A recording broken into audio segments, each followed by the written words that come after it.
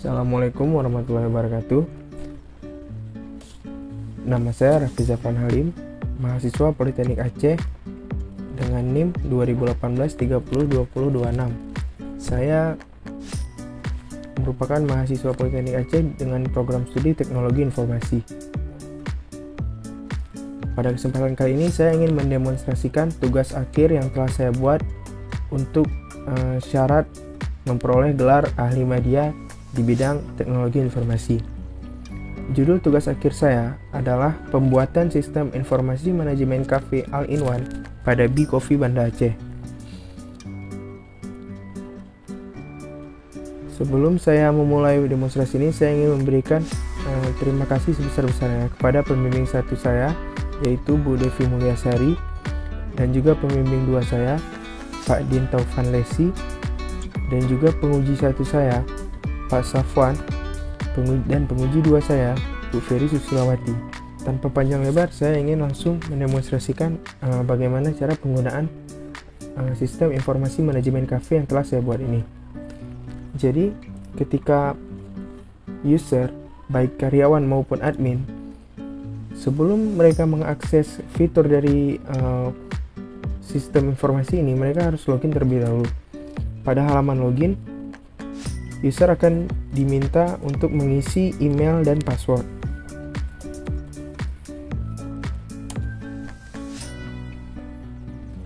Jika user yang login menggunakan akun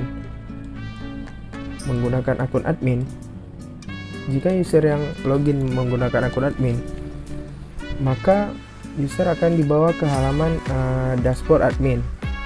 Di dashboard admin ini dapat kita lihat bahwasanya admin akan dapat melihat omset penjualan hari ini, omset penjualan bulan ini, keuntungan hari ini, dan juga keuntungan bulan ini. Di sini dapat kita lihat semua transaksi-transaksi yang dilakukan di sebuah kafe. Contohnya, jika kita melihat list transaksi nomor 1 ini, maka kita dapat melihat pesanan apa saja yang dipesan oleh customer dengan nomor isi tersebut. Ini adalah nama kasir yang memproses pembayaran ataupun transaksi. Lalu di sini dapat kita lihat ada manajemen produk. Di manajemen produk ini, admin dapat menginput, mengedit maupun menghapus produk-produk yang ditawarkan atau produk-produk yang dijualkan di cafe tersebut. Jika ingin menambah produk, maka admin akan mengklik tombol tambah produk, dan di sini admin bisa menambahkan mulai dari nama, harga jual, harga modal, resep, dan juga status apakah ia memerlukan espresso atau tidak. Selain fitur penjualan, fitur manajemen karyawan juga dimiliki oleh sistem informasi ini. Contohnya itu adalah rekap absensi karyawan. Di halaman ini, admin bisa melihat rekapitulasi kehadiran dari absensi karyawan menurut bulannya masing-masing. Jika memang ada karyawan yang telat ataupun tidak hadir, maka akan tercatat di sini. Setelah itu ada halaman Insight Product. Di halaman Insight Product ini, admin dapat melihat dan memantau perkembangan penjualan produk-produk yang dijual oleh cafe tersebut. Jadi dari sini admin ataupun pemilik cafe bisa mengambil keputusan bisnis yang berguna untuk meningkatkan penjualan mereka. Setelah insight produk, admin juga dapat melakukan proses pembuatan user baru. Yang bisa membuat user baru hanyalah admin. Jadi jika memang ada pekerja baru ataupun karyawan baru, maka admin terlebih dahulu akan membuatkan akunnya untuk agar karyawan tersebut bisa login ke dalam sistem informasi ini. Dan yang terakhir di sini ada pengaturan absensi. Di pengaturan absensi ini, admin juga dapat mengatur aturan-aturan tentang mengenai absensi karyawan.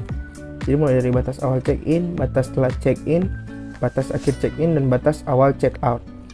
Di batas telat check-in ini adalah pertanda kalau saja karyawan melakukan absensi setelah jam 8.30, maka karyawan tersebut akan dihitung terlambat. Dan juga karyawan tidak bisa melakukan absensi jika telah melewati batas akhir check-in. Jadi menu-menu admin ini hanya bisa diakses oleh user yang memiliki status admin. Sekarang mari kita coba melakukan login untuk user yang memiliki status karyawan. Ini merupakan tampilan yang akan dilihat oleh user yang memiliki status karyawan. Karyawan di sistem informasi ini ada 3 jabatan, yaitu barista, kasir, dan juga waiter. Ketiga jabatan tersebut akan melihat tampilan seperti ini. Yang pertama di sini ada proses check-in dan juga check-out. Jika memang karyawan ingin check-in atau check-out, maka karyawan akan mengklik tombol ini.